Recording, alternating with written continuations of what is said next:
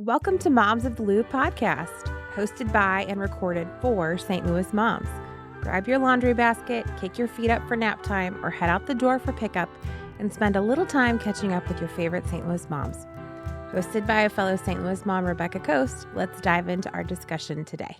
So we get a yes. We're like, oh my gosh, this is happening. Dr. Lim's like running around. His nurse, helper is like, oh my gosh, this is really happening. So Dr. Lim has to create a study of one.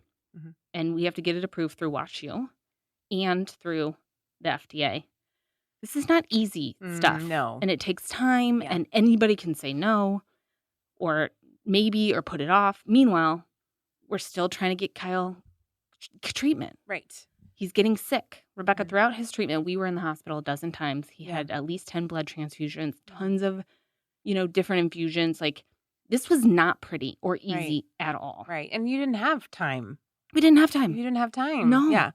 And he's getting sick. And he is on all sorts of medications, and we're trying to keep the house alive. It was a nightmare. But we were like, I was like, okay, I'm not stopping. This is like, we're going to continue to go after this to the best of our ability, because it's that old saying, fight like your life depends on it. Our life depended on it. So Dr. Lim puts the study of one together, submits it to WashU. Guess what they say? Nope. Wow. It's one patient. It's 3 drugs that have never been put in a patient before. And Dr. Lim, I remember him calling me and being like, WashU is not wanting to approve it. I'm like, I'm sorry, what? Who? And he's like, Kira, I can't tell you that. And I'm like, you're telling me after all this, WashU wasn't, because they're not willing to put their neck out on the line. Because again, if this goes wrong, it's on them and all those drug companies that And so I'm like, of course I go online and I figure out who is the naysayer, the okay or nay. Find out who it is. Call his office. We won't name names. We will not name names, because the end, just hang tight. Call his office. I'm like, hey, Kira Andersen, this is a story. This is my husband. When are his clinic hours? Because I'm going to go sit in his, because I was in medical sales. So like, I'll go sit in his office, and all I want him is to tell me why. Tell me no to my face, why we can't throw a Hail Mary for my young husband, for my young family. If it looks so promising in a lab, why no? So I don't know what happened, but Dr. Lim put in another phone call to him, and who knows what he said.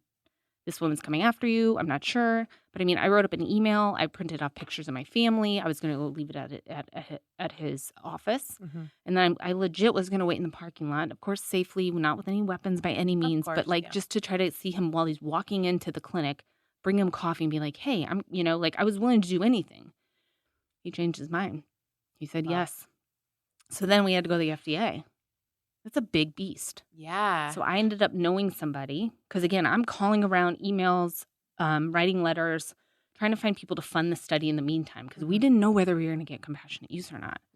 So someone that I'm connected through knew somebody who started the City of Hope, AJ Gould in LA, for people that are familiar with that. So I get AJ Gould's number. He used to sit on the board of the FDA. I'm talking with Dr. Gould about what's happening with Kyle. He's like, well, if this doesn't work, we may have stuff in labs here. So I call him when we get the okay for all this, and I say they're going to submit it to the FDA, and he's like, it will go through.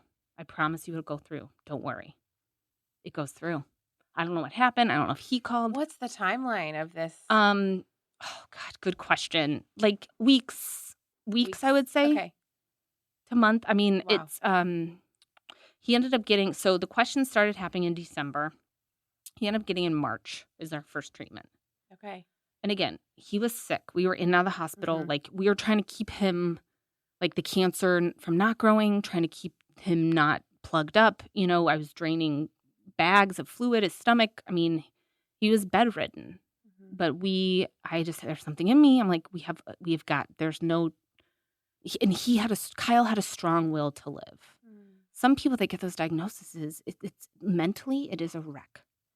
Because you to face the terminal cancer diagnosis at such a young age with a young family, I can't even imagine what was going through his mind, right? So this medication, did you feel like, because I know you said you had hope, yes. right? You had undeniable hope. You had undeniable hope. You knew about the prognosis that people were telling you. Yes. You had hope. Correct. So did you feel like the medication you were hanging your hat on it is like, this is our hope? Yes. And like, this is what is going to cure him. A miracle from God, Mm-hmm.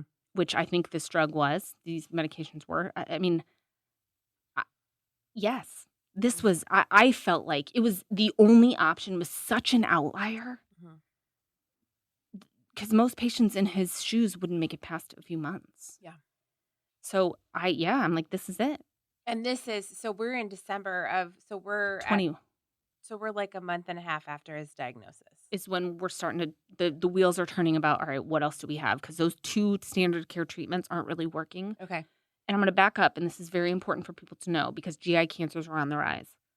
There's not enough funding for GI cancer, specifically pancreatic cancer. It is not a sexy cancer, okay? Yeah. There's a need for researchers in that space. Because it's on the rise, we need people to come research it more. We need more funding in that space so that people stop. We're going to continue to get diagnosed younger and younger. There's no question. It's happening. Right. So we need more money in that space so that people stop dying. Yeah. It is what it is. And I found out all this through questioning. I mean, Rebecca, would ask every single doctor questions. I mean, to the point where Kyle would look at me like, will you stop? And I'm like, I'm not. Yeah. Like, I need to know how we got in this position, why there's only 2 standard of care treatments right now. Why doesn't pancreatic cancer is so resistant to change? So a lot of doctors just are like, it's too hard. Yeah. There's other cancers to go after. Right. This one's just a death sentence, as they kept saying. And for those of you that are listening, if you have pancreatic cancer or you know someone that has pancreatic cancer, I want you to know that there are things coming, that there is research money is starting to funnel that way. We are fighting for you. Please don't lose hope, because there are things happening. And, I always say the best is yet to come, and together we can move mountains, and mountains can be moved quickly with money. So, right. Yeah. It all comes down to money, right? Unfortunately, it does. Yeah. So, wow. Okay. So that's December of 2021. Yeah. So then what happened in 2022? So March of 22, he gets the drug, and it starts working. Wow. Yep. Starts working. So again, we were still in the hospital. He ended up getting, colitis, which can happen with immunotherapy. It's a small percentage of patients, but that's the inflammation of the colon. So we had to go on steroids for a little bit. Like, it wasn't smooth sailing, but we kept fighting. And so, his tumor marker, regardless of whether we were in the hospital, he would be on treatment, then we'd have to get off for a little bit for a break, and then we come back on. His tumor marker continued to plummet, which is what we want. Yeah. But there's this battle, right? We're pumping him full of all this medicine, trying to keep his quality of life up. And also, again, we're battling mental health. Yeah. The will to live, which he did have a will to live, but the reality of not being able to move, not being able to hug our kids. For sure, wearing down in every way. Yeah. So, March of 22, by the December of 22, I'm just going to fast forward. His tumor marker was basically at a normal range. Wow. Wow. Non-active cancer. Miraculous. So what it did in the lab, in those mice, it did in Kyle. Wow. So we were like, awesome. He actually had months without chemo, and had just had the study drug, and the immunotherapy, because the immunotherapy worked. The immunotherapy fired up his immune system. So his immune system was only attacking the cancer. So it started to work, so we could pull off the chemo. Wow. And chemo, remember, is what you lose your hair. Yeah. Everything kills inside. So we were like, all right, let's go live life. And at this point, my husband's nephew was drafted to the Atlanta Falcons. Oh, wow. And Kyle and he are so close. So I feel like this is another thing. God kept Kyle alive for Troy's first season of football. Yeah. Kyle would barely get out of bed. All he cared about, obviously, our children, but was Troy and his, drafting and Kyle was able to go to some of his games. That's amazing. And we would plan chemo around it, right? And we would plan so he went to probably 5 or 6 of his games. And again, towards the end of this year, he's feeling better. And we're thinking, amazing. What are we going to do now? Yeah. Kyle's not going to die. So what do you want to do, babe? You want to go back to work? You want to retire? What are we going to do? We're living life. Yeah. So all of December, he's on a steroid because he had that inflammation, the colitis. We wanted to take a break from chemo. His numbers were plummeting, going down, which is a good thing. And we wanted to travel to see family because, again, in the back of our minds, every day is a gift. We cannot take time for granted. And that's for anyone. Anyone. Right? Not anyone. Yes. Kyle and you. That's anybody. Anybody, because you just never know what tomorrow brings. For sure. So to the best of our ability. Now, I say that with the caveat because for instance, I've struggled really bad the last year and a half. I've done a lot in therapy and to try to heal for me and my kids.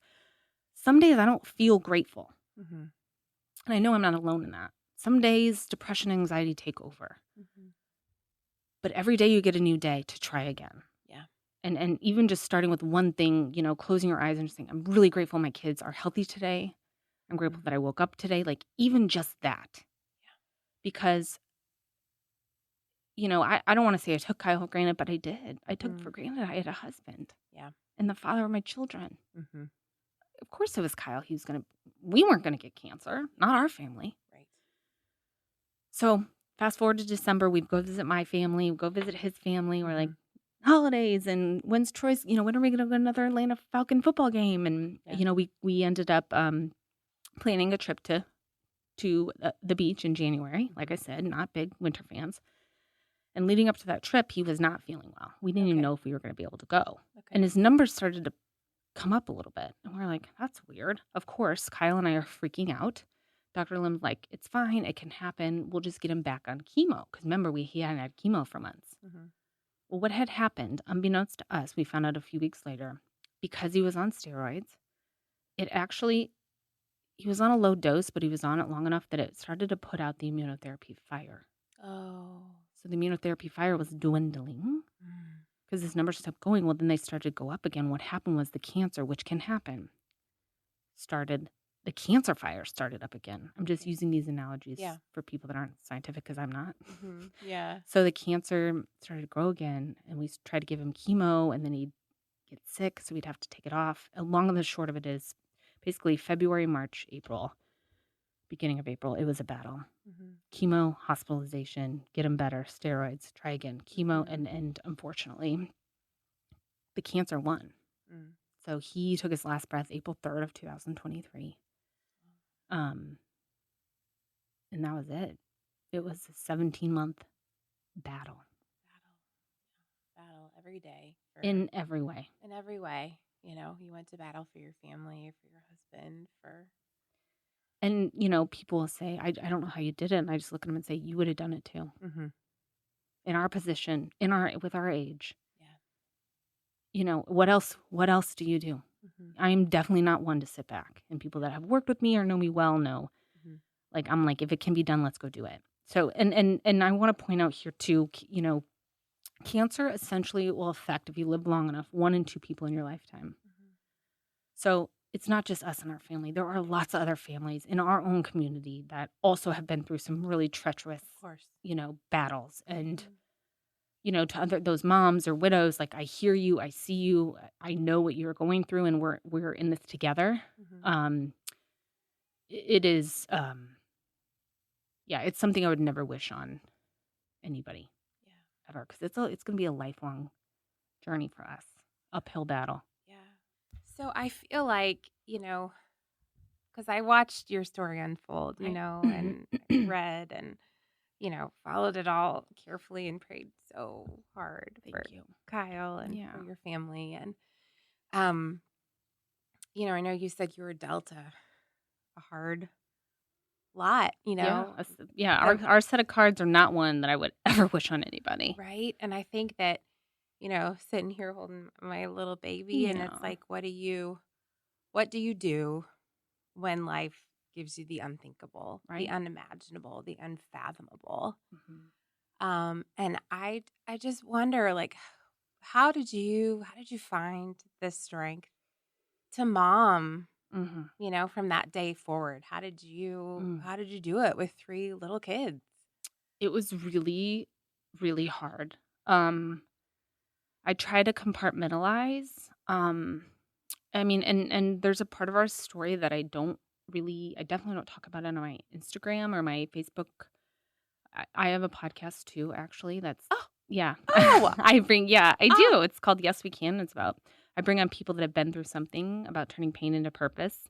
Oh, I love it. I open a little bit up about this, but it's not cancer doesn't just affect the person, the patient. It's everyone else's. It's a family disease. And there was a lot of really hard things happening with extended family members.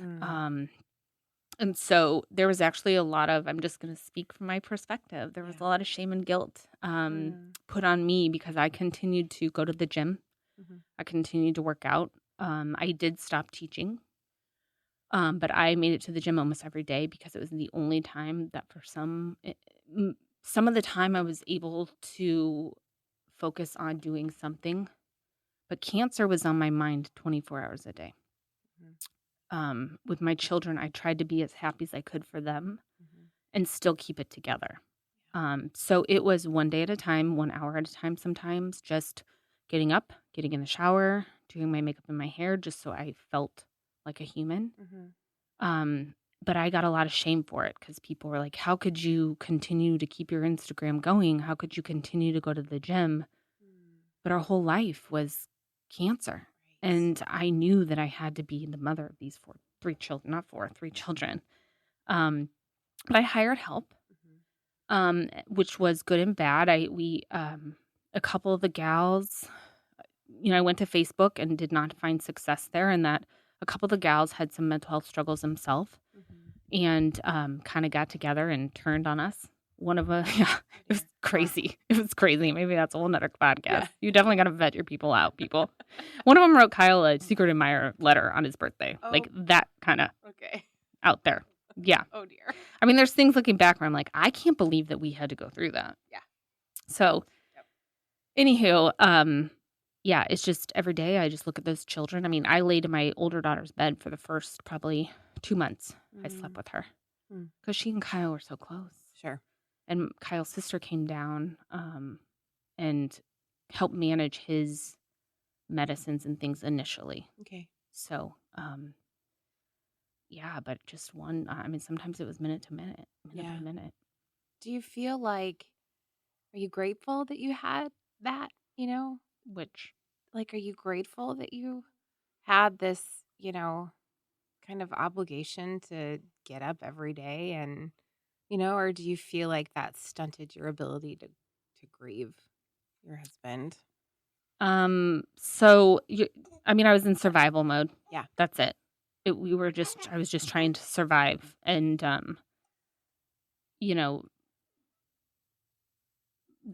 there's no other way. That was it. And all I knew what to do. So it's like, there's so much out of our control that there's so much in our control. So I tried to control what I could control, which was keep my head on straight.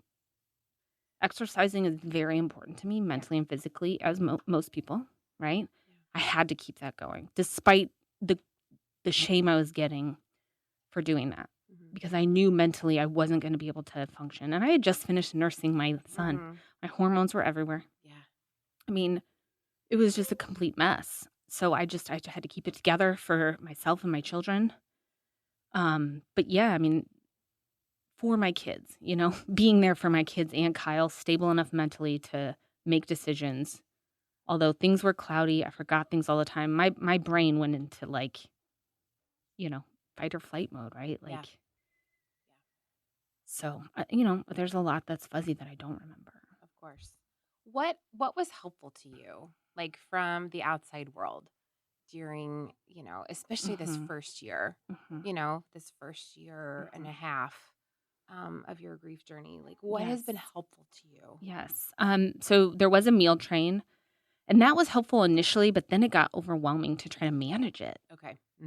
But gift cards, people would send gift cards for food. That was immensely helpful because, a lot of times as a caregiver, people helping, like your needs go out the window and you forget to eat or you don't eat. Or so, and so gift cards to feed my children too. Yeah. Like meals in the evenings, being able to order whatever. And like, I'm a health and wellness coach, right? Like I try to be so healthy and it just was like, whatever we can get.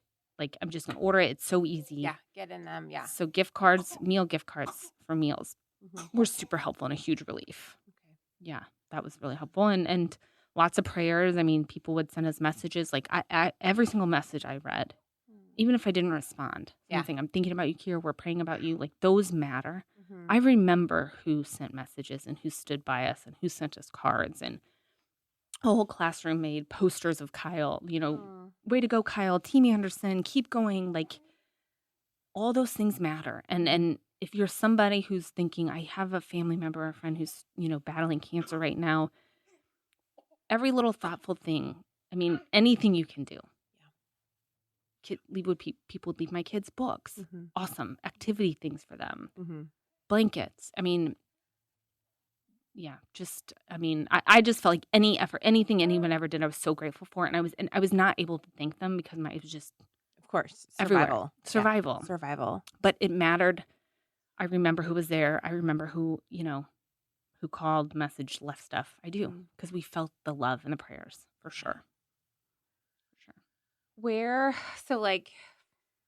say something unthinkable has happened. Like you say, we talked about this. You're like, I didn't want, don't want to accept it. I can't live through that. Like, where have you found your strength?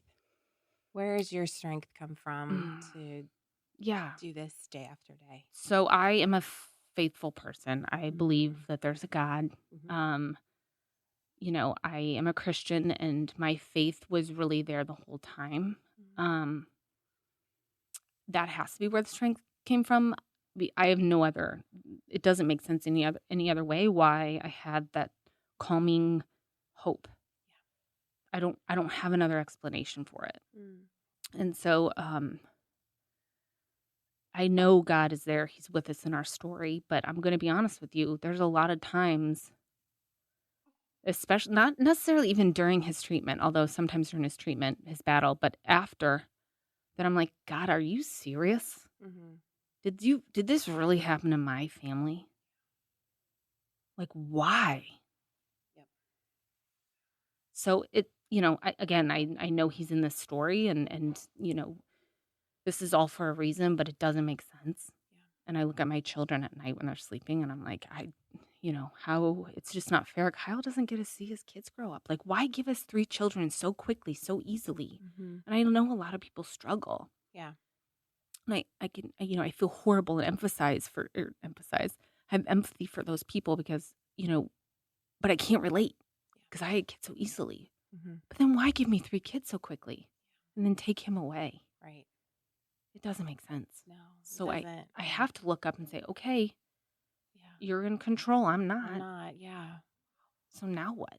But I think I saw your faith shine through, in what you were sharing. And, it was clear to me that there was something beyond you, that was fueling you. No question.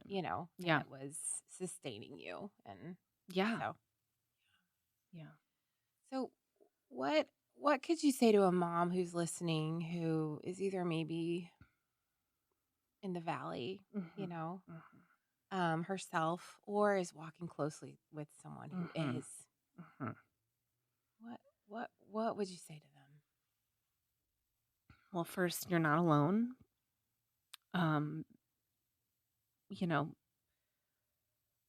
To keep going one foot in front of the other. There is hope. There is hope. And I'm a part of a widows group. I'm in contact with a lot of widows, and there are, good things do happen. That the loss is never, ever. I mean, it's a life-changing thing, and it never goes away. And the speed life goes, it's like it continues to happen. And I'm in a low right now. Holidays are hard. My mom passed away. It'll be 11 years in like 5 days. Aww. So, I love Christmas. I love the meaning of Christmas. I love my kids, being joyful and happy, but I'm not real joyful and happy. Right. And so I just, for myself and others, just, to try to just keep going and do what you need to do. Get up, put your makeup on, have your favorite coffee. I mean, I love coffee so much. I try not to have too much caffeine. Yeah. So I just bought myself some decaf coffee to have in the middle of the day, like a little treat. And you know what? It cheers me up. Yeah. I got to put my favorite creamer in, and it's those little wins, those Yeah. little spots of joy, pieces of joy that I can hang on to right now. Because a lot of our realities, some people's realities are beautiful and amazing, and everyone has struggles, but some of us, it's not all sunshine and rainbows. And especially with social media. And I mean, listen, I'm on social media, right? I have a page. It appears everything else is so beautiful and perfect, and it's just not. For sure. It's and the comparison, it's hard. So I would just say to whoever, those of us who are struggling this time of year right now, like, we can do this. Yeah. We will get through this. And it's one day at a time, and getting, if that's all it is surviving one day, that's all we have to do. And, those of us with children, just look at their beautiful faces and take a deep breath and realize, okay, I have healthy kids, or even if your kid is sick, there is hope. And all we can do is believe that the best is yet to come and walk forward with that in mind. Well, I'm sure you probably really appreciate the check-ins even more so now. Oh, yeah. Now that you're further down the road, And people that I can be honest with.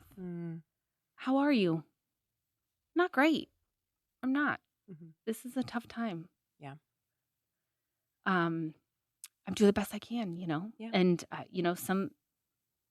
mean, yes, check-ins are amazing, and, people that drop stuff off for my kid. Like, it's because you're right.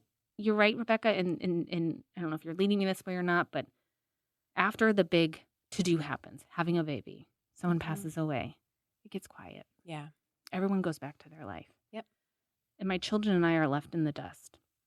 We have a very supportive community with my kids' school and my close friends around here, which I'm so grateful for. But everyone's life goes back. And we're stuck without Kyle. So you're right. The check-ins, the phone calls, the messages, even if you don't get a response, by the way. Yeah. Yeah. We see it. Yep. And we appreciate it. Yeah. Because, it's not that it gets easier. It's just we try to look for joy in other ways, Yeah. What else brings you joy? A little coffee. Little coffee. Little endorphin surge. Yeah, I love exercising. So I recently, I've been really trying to keep my mental health, a priority. So I started cold plunging. Nice. I love it. I know. I've been wanting to try that. Oh my gosh, it's amazing. Okay. Yeah, it's so good for you. Okay. And sauna, like, I'm really into biohacking. Okay. So doing things in our power that can help us basically be the healthiest we can, so we live a long and healthy life. Yeah. Again, all thinking about there's a lot out of our control, but yet there's a lot in our control. And so for my children, I'm trying to be the healthiest that I possibly can, and that all does bring me joy. Yeah. And shopping brings me joy. Yeah. If I'm being honest. I'm right there with you. I know. And I'm like, well, I'm on a budget. I should probably not shop like this, but I really love it. Yeah. Yeah. Man, I love a good shopping trip. I know. Especially solo. Yeah. And just go on, try on pants. And yeah. Oh, yeah. Totally. Yeah. Yeah. So, and also, like I said, I now have a podcast, and I love bringing people on my podcast and hearing their stories. Yeah. That's really meaningful. So, and then also raising money for cancer research. Awesome. Okay. Also brings me a lot of joy. Well, Kira, wow, this is just, I could just keep talking to you, but we should probably wrap it up. Yeah, we'll wrap it up. How can our audience connect with you if they want to? Oh gosh, connect individually with you? What's the best way to do that? Please, by Instagram, I would say, go slide into my DMs. Yeah, send me a message. I'm super responsive, and absolutely, I mean, I love talking to anybody that has questions about anything. What's your page? Oh yeah, The Essentials by Kira. Okay. Yeah. So please send me a message. Again, anybody in any realm, whether it be cancer, mom life, fitness, health and wellness. I'm an open book. I love sharing, and again, I think we're all in this together. And so if we can think about that in life, it's we're all humans, and we're brought here to make a difference for the better. And so why not do that together? So yeah, please message me. Okay. I'd love to hear from everybody. Thank you for sharing your story. And you've inspired so many just with your courage and your faith, and it's really visible. I hope so. I mean, there's a story in all of this, and again, I think God's in control, so I just have to trust and believe. So that's what I plan to do. And I think Kyle, he's living on through that, you know, his legacy, and we hope so. Yeah, through his awesome wife. Thank you. All right, St. Louis moms. Well, we will get you on our next episode. Thanks for listening to Moms of the Lou. We hope it encouraged you and put a pep in your step and helped you get to know our community a little bit better. Be sure to find us on Instagram, st.louis_mom. You can find us on Facebook, St. Louis Mom. You can find us on our website, www.stlouismom.com. In case nobody else tells you today, you're a great mom and you're doing a great job. Chat with you next time.